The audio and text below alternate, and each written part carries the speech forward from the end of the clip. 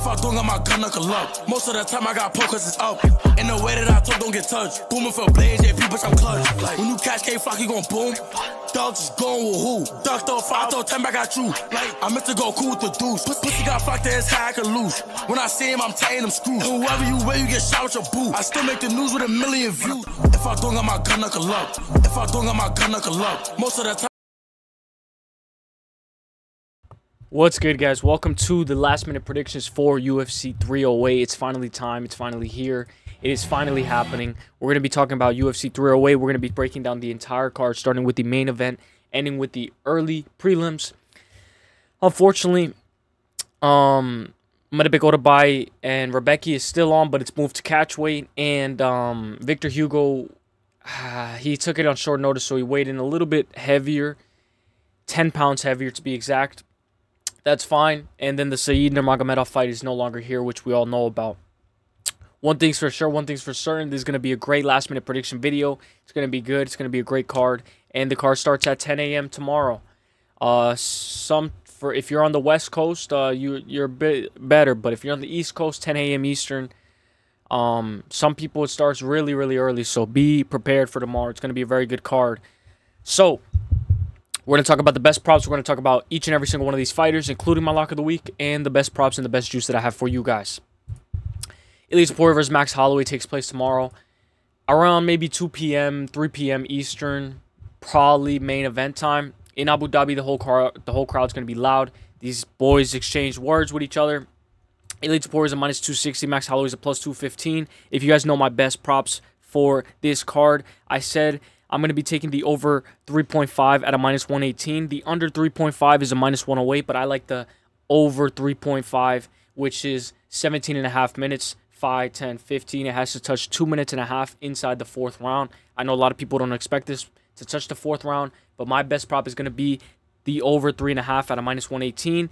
Also, if you like Ilia Topuria to win this fight, you could do Ilia Topuria by KO on points at a minus 170. Yesterday, I was talking, and a lot of people said that Ilia by knockout is a good prop. So Ilia by KO on points at a minus 170. Ilia by submission on points is my favorite prop, because I think if he's going to finish Max, it's not going to be him knocking him out. I think personally it's going to be him submitting Max Holloway. Ilia Topuria by submission on points is a plus 145. But you guys know me.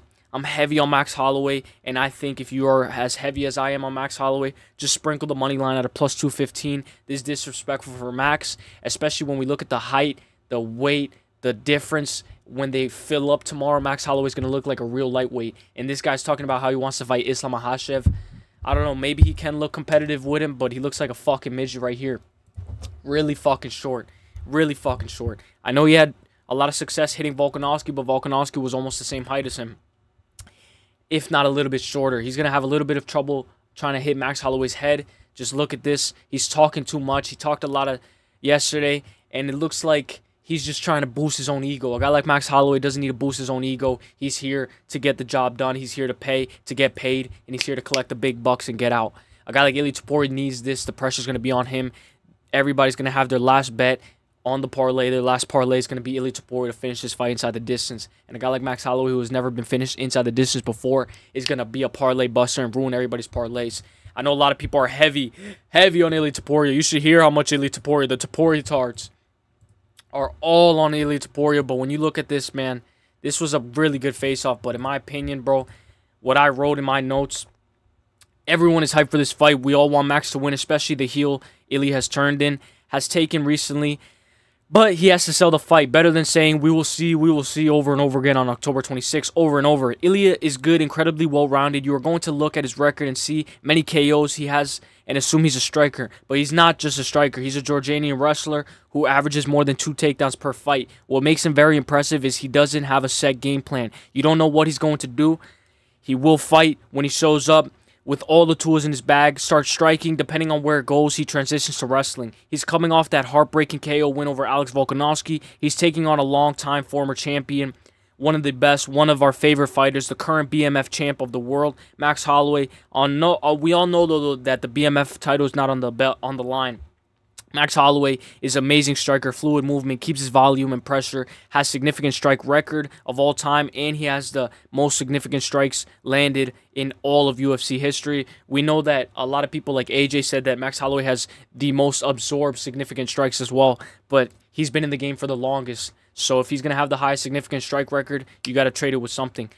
He has an 84% takedown defense, Max Holloway. An entire career, championship career worth of experience.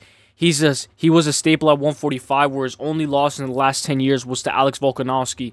Current BMF champ, where he went up in weight and KO'd Gaethje. Welcome to the main event. We all like Max, but Ilia's a technician, and we know after he closes the distance on that black line, he unloads with speed and insane power and insane wrestling entries. We only seen him look human once, and that was against Jai Herbert when he dropped him and Ilia recovered, won that fight by KO. Ilia has to be the pick for some people. I can see how that makes sense.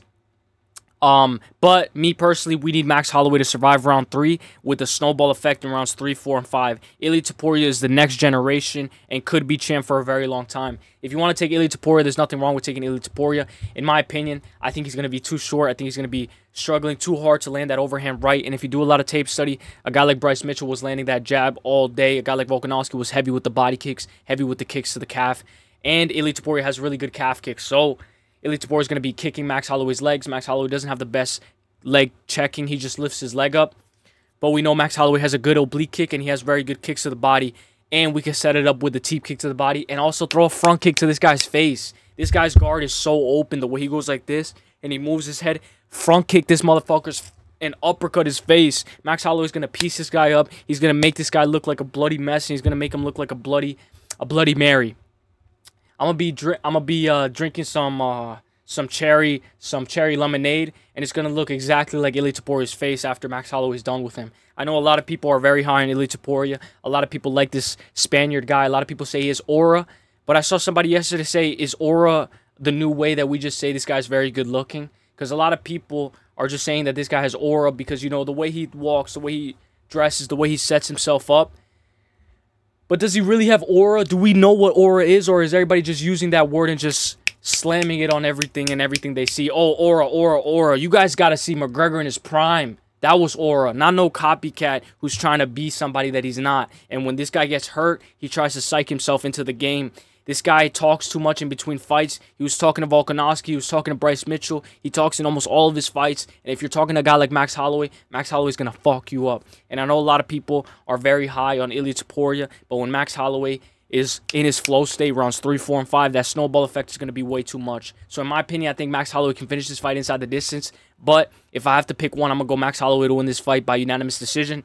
48-47 split, 48-47 Ilia, and 48-47 Max Holloway. It's going to be a very close fight. Ilia Topuria is very good. He needs the cage in order to close distance. If this octagon didn't have a fence and was karate combat or just a flat surface, a guy like Max Holloway dances around Ilia Topuria all day. I know he has to be perfect for 25 minutes and he shouldn't get hit with that, but just get off the fence. If you see the fence as electricity and you don't stay too much on that black line, on the outside of that black line in the octagon, then you should be good. A guy like Ilia Topuria, if he's not able to get you on the fence, if he's not able to get his rhythm going, he looks terrible. We saw him against Jai Herbert where he's throwing his right hook and then ending it with the sequence with a left hook, gets hit with a high kick. We know that he's gotten hit with high kicks before, and here it is. Josh Emmett was able to set up the high kick. Emmett parrying Topuria's cross and countering with a switch left high kick that lands. He throws his big overhand, big straight right. Emmett throws that kick, and that kick is money. That kick is going to be money all day for Max Holloway, and I think he can set it up by setting it up to the body and throwing the spin kick to the body. I think a lot of people are underestimating Max, and we're going to see a lot of casuals pop out after Saturday. So, with that being said, give me a guy like Max Holloway to piece up Ilia Topuria and to beat him in notable fashion. I thought this was a good edit. This was a pretty cool edit. Let me rewind it one more time.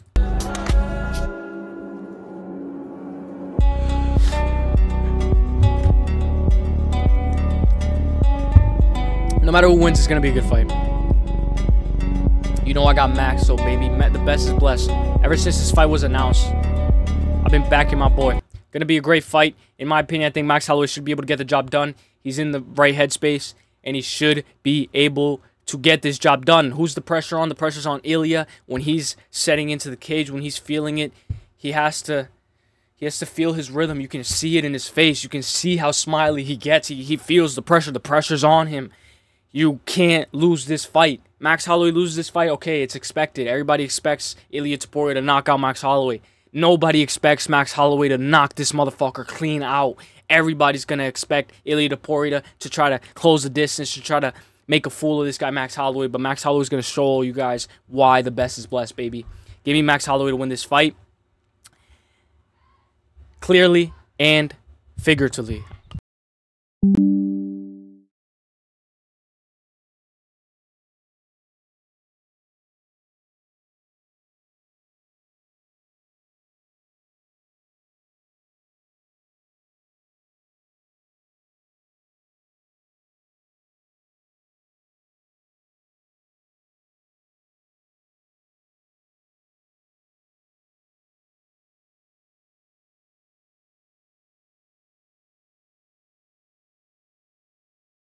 Khamzat Chimaev versus Robert Whittaker.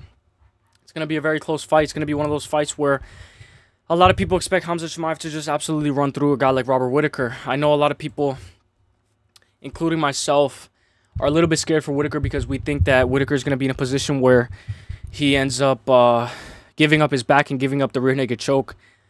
Khamzat Chimaev is a beast on the feet. He was a minus 215 earlier this week, and now he's a minus 250. Robert Whittaker is a plus 205, but recently, early in this week, he was a plus 164. This fight was supposed to happen at Saudi Arabia 2 months ago. Khamzat pulls out, got mystery disease. That fight was off. Rob smokes Ikram Aleksandar on short notice. Rob Whittaker is that guy, always accepts the toughest fight. Former middleweight champ, diverse striker, solid volume, good takedowns, constantly mixing up striking and moving patterns. He lays out really heavy leg kicks and immediately charges forward and chases the head. His only loss in his last 10 years are to Izzy and the current champ, Dricus du Plessis. He's almost in the same position as Max Holloway. He has the same record as Max Holloway. That's how you know Rob Whittaker is really good. Rob Whittaker has 12 takedowns in his last 7 fights to cement himself as a well-rounded guy. One of the best middleweights on planet Earth. He's coming off of that first-round knockout win over a short notice Ikram Aleksandar. He's taking on Khamzat Chimaev, the polarizing guy that people talk about as if he's not human. You hear about the work ethic. You hear about the dominant wrestling ability. You hear about his ability to destroy everyone in his path. And we've seen his wrestling clinic. We've seen his one-punch power, his one-punch KO power, and we've seen him struggle with random health issues and cardio. Khamzat can take anyone he wants. He's impossible to take down, but he has no cardio. He's willing to strike, but not technical, coming off of the decision win over Kamaru Usman a year ago, where he dominated early, then completely gassed. This is a 5-round fight, not a 3-round fight. Robert Whittaker is most liked fighter in UFC history. Robert Whittaker is a demon. We saw Dricus du Plessis take him down and make him look like a fool. Dominant Whittaker. And Whittaker showed like he looked like a shell of his former self in that fight, but since then he's looked amazing. If Usman has 2 more rounds, I think Usman can probably beat Khamzat. It's possible Whittaker survives early and takes on late. Khamzat's pressure might be too much early for Rob. We've seen Rob get chinned before, and we've seen Rob get dropped with an elbow by Darren Till. All that being said, I'm going to be going Robert Whittaker to win this fight. I know a lot of people expect this fight to end inside the distance because if we go to my book and we go Robert Whittaker versus Khamzat Chimaev and we go, will this fight go the distance? No, at a minus 450. Total rounds over 2.5, under 2.5 at a minus 116. Or under 2.5 is favored at a minus 116. Over 2.5 is a minus 110. I'm going to be taking the over 2.5. I think this fight touches the end of the 3rd round. Does this fight go 10.5? Does this fight go 12.5 minutes or not? I think it does. I think when we look at these guys, I think Khamzat's a specialist, but in order to beat a specialist, you have to get this guy tired. I know a lot of Robert Whittaker's game planning has been set in order to establish himself in the 1st round, get himself off the cage, stay inside the middle of the cage. But I think a guy like Khamzat Chimaev is going to need the cage to get takedowns. We know a lot of people are using Khamzat Chimaev as lock of the week. But give me Robert Whittaker to win this fight, 48-47, if not 4th round KO. It's going to be a very close fight, but I think Robert Whittaker should be able to get the job done. Magomed Ankalaev versus Aleksandar Rakić. Currently, right now, as we're seeing this, Magomed Ankalaev is a minus 375, plus 300 for Aleksandar Rakić. Total rounds, over 2.5 is a minus 200, under 2.5 is a plus 154. I don't think this fight's going to end inside the distance, but if it is, maybe Magomed Ankalaev can KO him. We know the double chance on FanDuel. Magomed Ankalaev by KO on points is a minus 330, so it turns a minus 375 into a minus 330, so you can save a little bit of bucks. And then Magomed Ankalaev by submission on points is a minus 130. We know submission could be there for Magomed Ankalaev, but it's not likely. He tends to fall in love with his hands a lot, and sometimes he has one takedown per 15 minutes. We saw against Jan Blachowicz, he didn't like to shoot takedowns. And a guy like Rakić, he's going to want to tee off with the leg kicks. He's going to want to settle the distance and settle the pace and settle the rhythm. I think Aleksandar Rakić at a plus 300 is not bad just to sprinkle if you believe in him, especially after the first round. If he's winning the first round, maybe he can win the third. But we know in Abu Dhabi, these guys like to... They already have the scorecard set. So be careful when you're doing this. And I think Ankalaev is probably the least liked person on this entire card. I think he should be able to get the job done. And in my opinion, I'm going to go Ankalaev to win this fight by KO on points at a minus 330. And just so I can give you guys more juice, method of victory, we go Magomed Ankalaev by points at a minus 105. I think it's one of the most likely outcomes. We know Rakic's going to put the pace, but we know Rakić tends to quit and tends to wilt when a guy like Yuri Prochazka just says, all right, let's fight. Aleksandar Rakić does the best when he's point fighting and he's playing his game. I don't think he's going to do the best right there, though. Lerone Murphy versus Dan Ige. Lerone Murphy's my lock of the week. Lerone Murphy's a minus 295.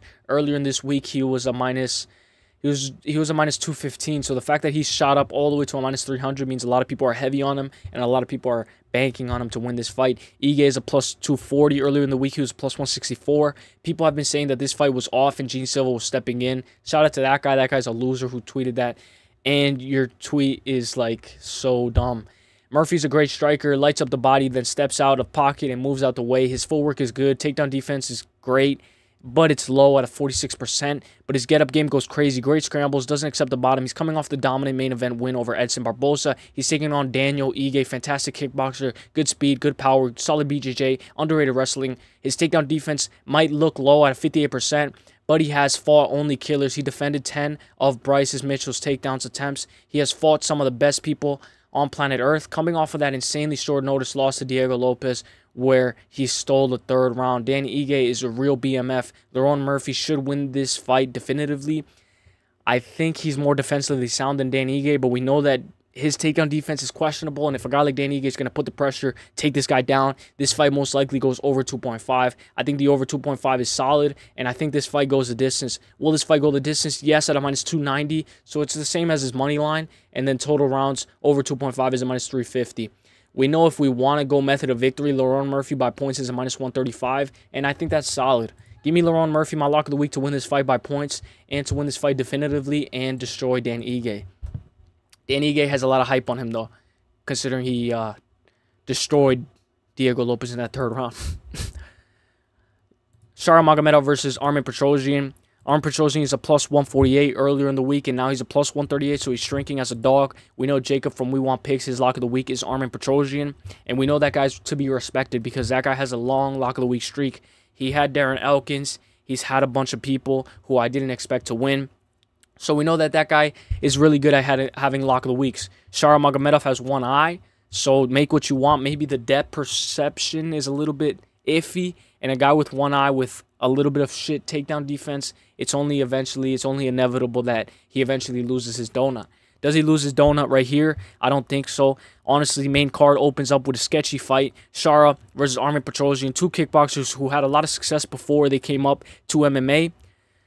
And Shara is a great striker, popped onto the scene last year, 14 fights, 11 knockouts, but the KOs haven't come easy at the UFC level. 2 of his 3 UFC wins were by decision. His takedown defense is okay, and his offense is a little bit non-existent. His offensive takedowns are non-existent. He doesn't shoot a takedown at all. He's coming off of a letdown decision against Michael Olajaychek. He's not who they told us he would be. He wants to strike for 15 minutes with Armen Petrosyan, a fun striker, pro kickboxer, brawler at times, tough chin, lands almost 6 significant strikes per minute, and is hit with fewer than 3.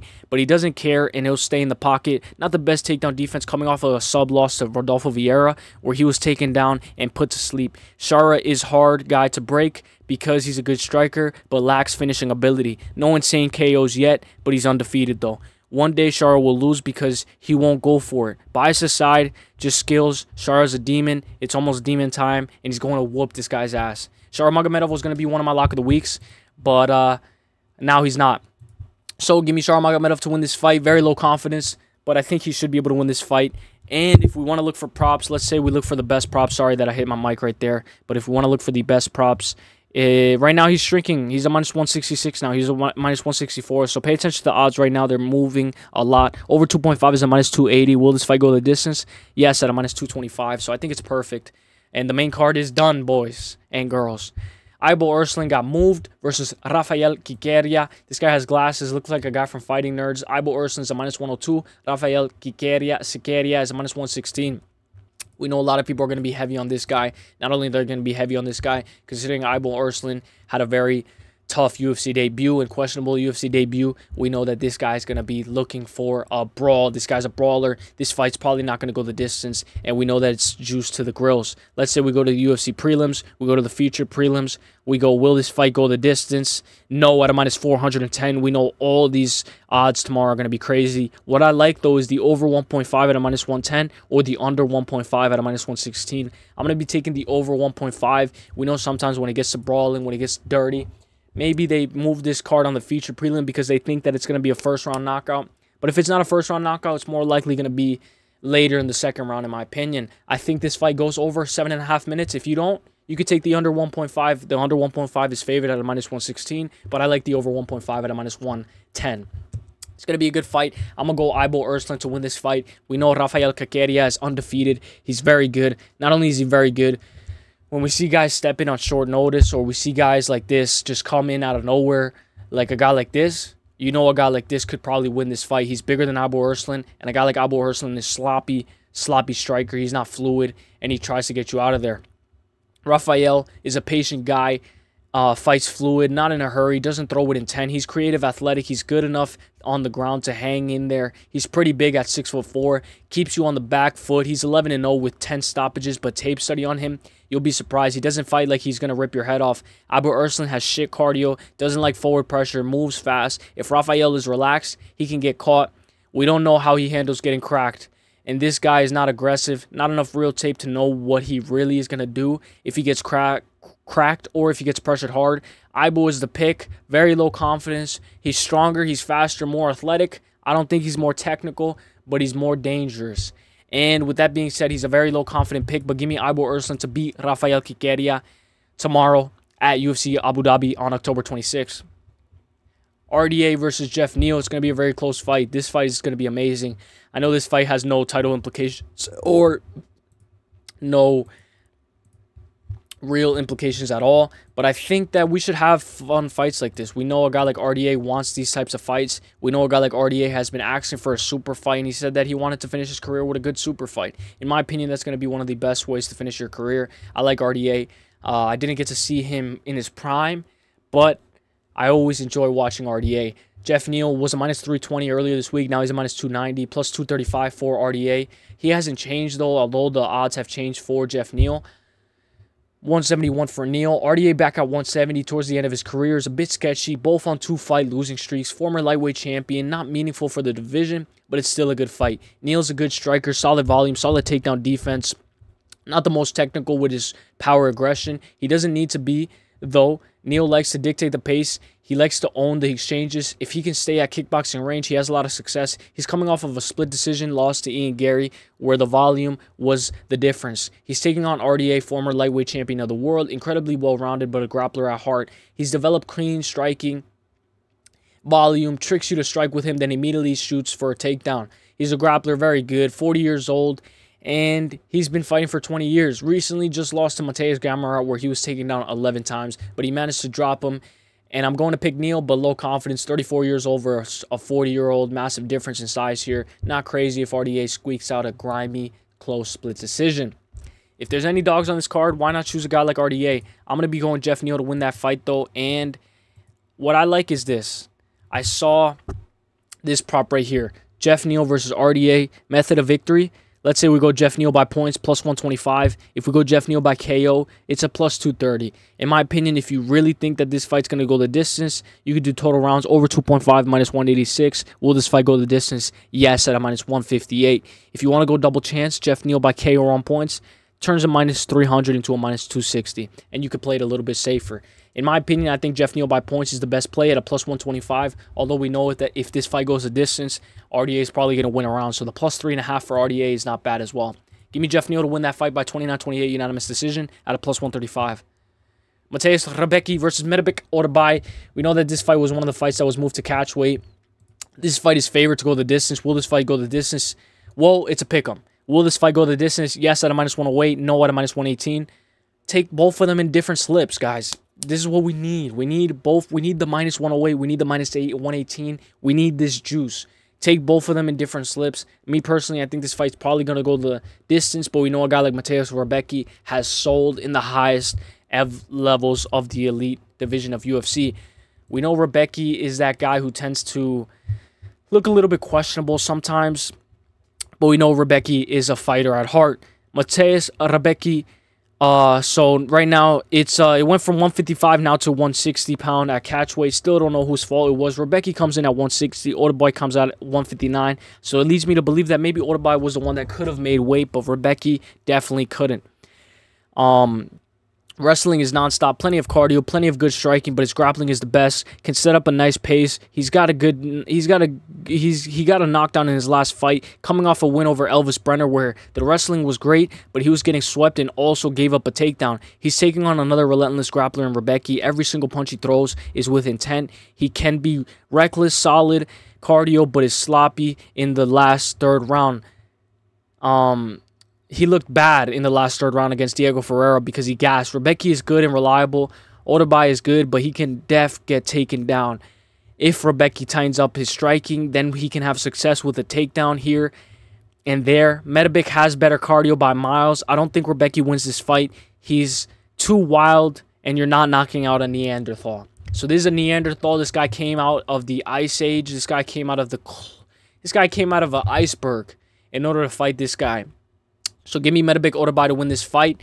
And I like the double chance for this fight as well, because let's say we go double chance and we do Myktybek Orolbai by KO or on points, minus 170. Myktybek Orolbai by submission or on points at a minus 130. Definitely one of those hits, and it's very good to play. Here we got Abus Magomedov versus Brunno Ferreira. If you saw my 6 best bets of the week, you know I'm on Brunno Ferreira heavy. We know a guy like Abus Magomedov is going to try to throw teeps, and he has a serious face for what when this guy quits when he gets really tough. I don't know why some of these guys try to pretend like they're somebody they're not, but who am I to say? We know a guy like Abus Magomedov is that guy where if you put him on a treadmill and you put him to go, he's going to quit eventually, and then he's going to tap out. We know a guy like Sean Strickland was able to finish him, and we know a guy like Kyle Brallo was able to even drop him. Abus, 26-6, busted prospect, versatile striker, has wrestling as a backup plan, sneaky power, doesn't look like he hits hard, but we've seen him put people down. And we also seen Brunno Ferreira get knocked out by Nozoltin Ruziboev, so we have to pay attention to that. He's going to be the cleaner striker. Abus Magomedov will be. He's going to be using his length to counter throws, everything from tight hooks to head kicks. He's hittable, but if he gets hit, he shoots a takedown. He's coming off of a bounce-back win over Warley Alves. He's taking on Brunno Ferreira, very powerful, light on the feet, bounces on his toes fast, powerful striker with all finishes, not really reckless. He sometimes has low volume, starts slow, but because he is waiting for the opportunity, waiting for openings, he can grapple too. Strong takedown defense, good BJJ, only using grappling if he's in trouble or if his opponent initiates it. It's coming off of the KO win over Dustin Stolfish. How bad is Abus Magomedov? He had one win against a bum. Then they're like, this guy, let's throw him in a main event. He gets finished.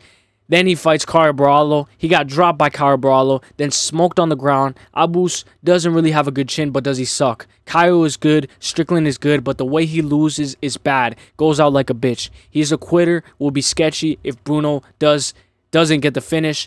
And these new gloves, we got less KOs. I got Brunno Ferreira to win this fight inside the distance.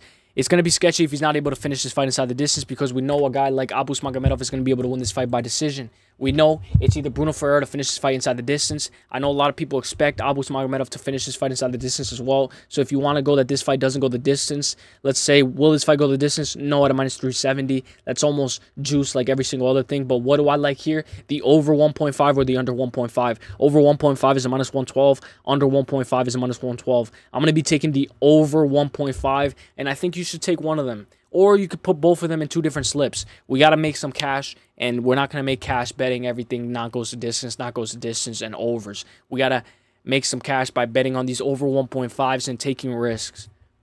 I think Bruno Ferreira should be able to get the job done at a +120 versus Abus Magomedov, who's a -142. Give me the +120 underdog. Kennedy and Nzechukwu versus Chris Barnett. Chris Barnett, let me get a large French fry, large piece soda, large. Look at the size difference, bro. Chris Barnett's mad chill, though.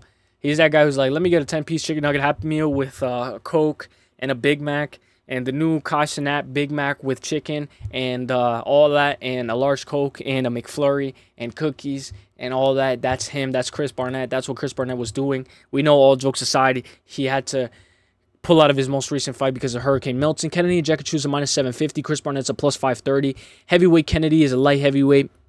He seems not worried about Chris Barnett. He was supposed to fight Justin Tafa. This is his 3rd opponent on this card. Kennedy is a long, powerful guy. Solid takedown defense. Never out of a fight, but he can be gun-shy. Low volume when he throws.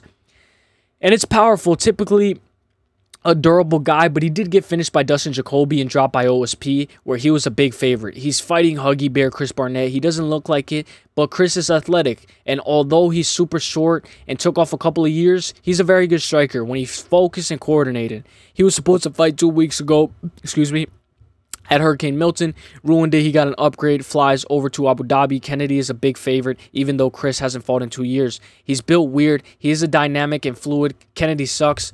I would be careful for this fight. 1-800-GAMBLER type of fight. And stay away. I'm going to pick Kennedy. He should win. But this is a 1-800-GAMBLER type of fight. And look at what Ruziboev to Spain did last Saturday against Lane. Ruziboev to Spain should be cut from the UFC because that guy has to take down defense of a baby calf. So give me Kennedy and Nzechukwu. I have very low confidence. I really want a live bet on Chris Barnett. Honestly, this is a 1-800-GAMBLER type of fight, in my opinion. I don't think anybody should be betting on this fight, and if you do, you have a serious gambling addiction. Total rounds, over 1.5, -108. Under 1.5, -118. This fight probably goes the under 1.5, but I wouldn't be surprised if it goes the over, because we know Kennedy and Nzechukwu tends to just stare at his opponent like he did against OSP, and a guy like Kennedy and Nzechukwu is a guy who has sick genetics for no reason. Like, God gave this guy the best genetics for what? Just for him to be a journeyman in the UFC? We know a guy like Kennedy and Nzechukwu at a -750 should nowhere be near that in his entire career. We know a guy like Chris Barnett is really fucking short. Like, this guy is really fucking short. Look at this guy. I feel bad. I love Chris Barnett.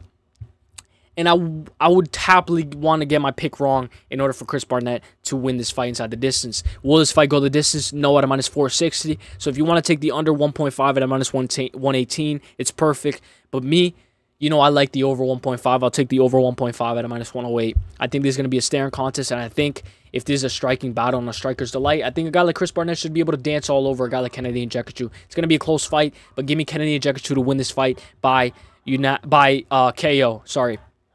I was going to say unanimous decision. It's going to be a close fight.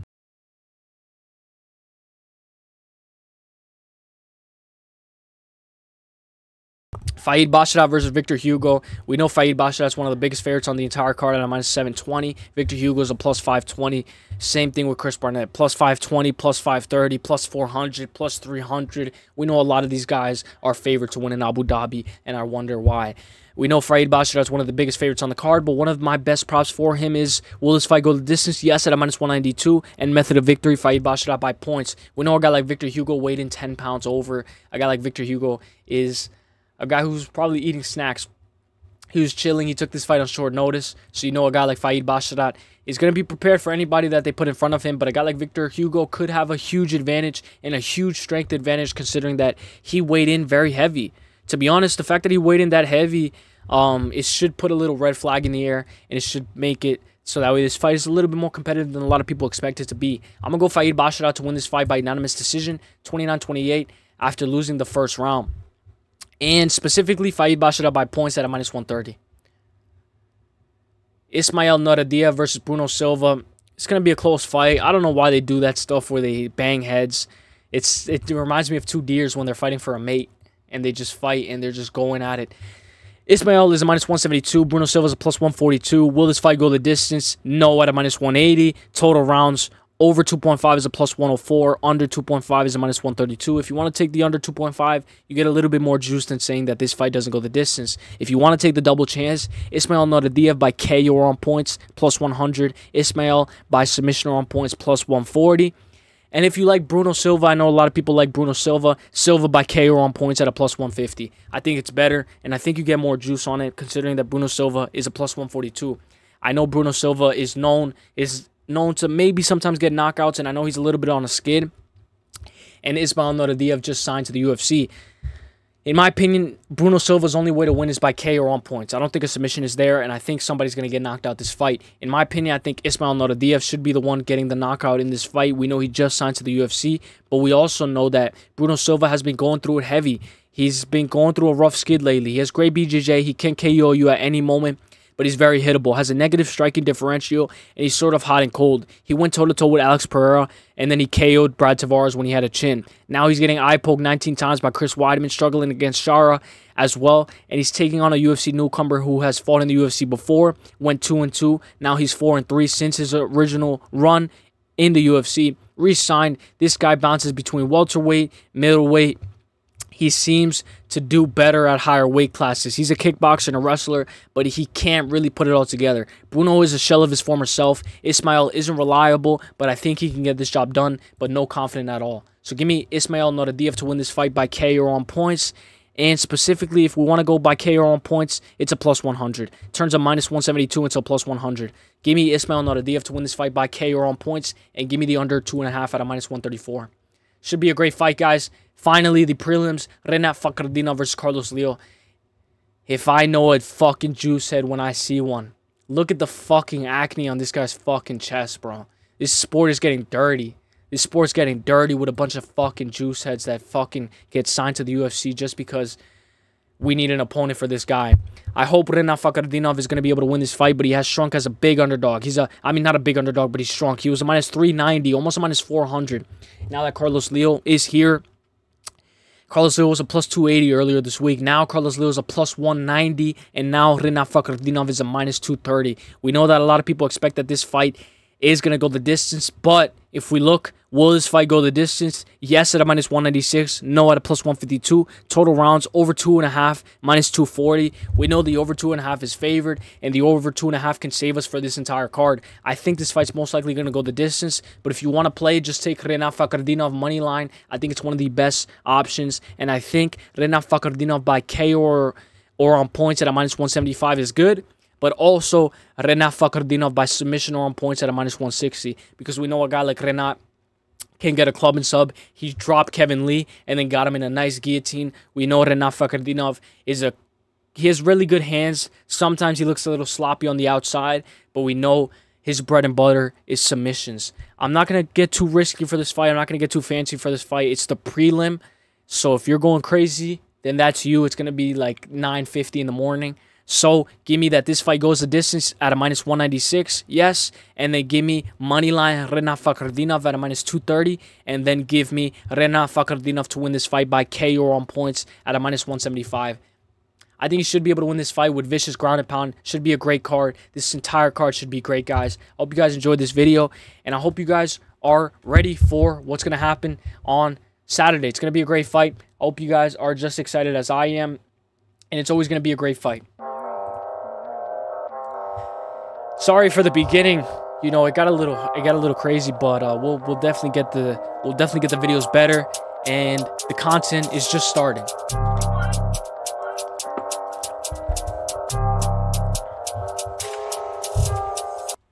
If I don't got my gun, knuckle up. Most of the time I got pokers, it's up. In the way that I talk, don't get touched. Booming for blades, yeah, people, I'm clutch. When you catch K-Flock, you gon' boom. Dog just going with who? Ducked off, I throw 10 back at you. Like, I meant to go cool with the dudes. Pussy got fucked to his head, I can lose. When I see him, I'm tying him screws. And whoever you wear, you get shot with your boo. I still make the news with 1 million views. If I don't got my gun, I can love. Alright, I'll see you guys in the next one. Let's get it. Peace.